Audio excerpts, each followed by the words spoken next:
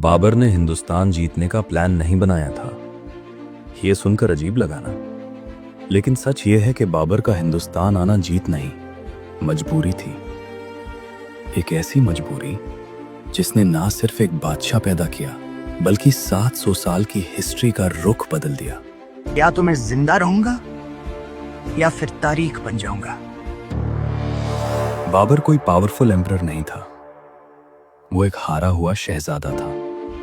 समरकंद, उसका शहर, उसका ख्वाब, सब कुछ उससे छीन लिया गया। सेंट्रल एशिया में दुश्मन ज्यादा थे, साथी कम और वक्त बिल्कुल नहीं। बाबर के पास सिर्फ एक चॉइस थी, या तो किसी नई जमीन पर अपनी किस्मत लिखे या फिर धीरे धीरे मिटा दिया जाए। और इसी मोड़ पर हिंदुस्तान एक ऑप्शन बना।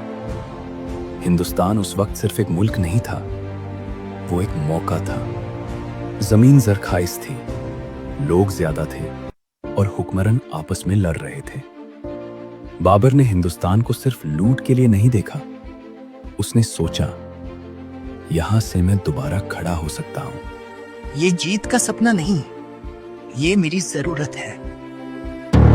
और मजबूरी जब स्ट्रैटेजी बन जाए तो हिस्ट्री जन्म लेती है। 1526 पानीपत का मैदान। बाबर की फौज कम थी, लेकिन उसकी सोच नहीं थी। हिंदुस्तान ने पहली बार देखा डिसिप्लिन, प्रॉपर फॉर्मेशन और गन्स। हम ज्यादा नहीं थे, लेकिन हम तैयार थे। ये सिर्फ जंग नहीं थी, ये पुरानी दुनिया और नई सोच का टकराव था। पानीपत में सिर्फ एक सुल्तान नहीं गिरा, एक पूरा सिस्टम गिर गया। बाबर जीत गया, लेकिन जीत का मतलब सिर्फ तख्त नहीं होता। असल इम्तिहान होता है जीत के बाद का वक्त। तलवार से जीत लिया, अब दिमाग से बचाना होगा।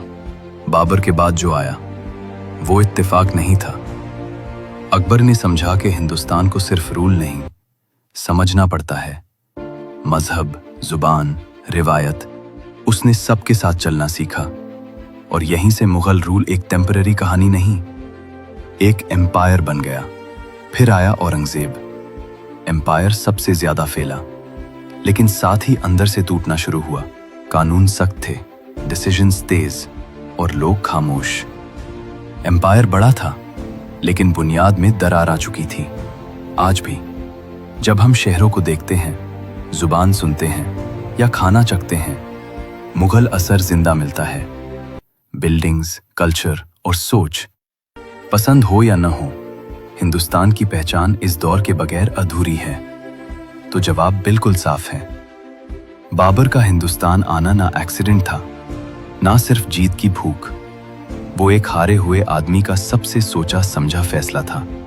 और कभी कभी ऐसी ही मजबूरियां तारीख लिख देती हैं। हर हार अंत नहीं होती।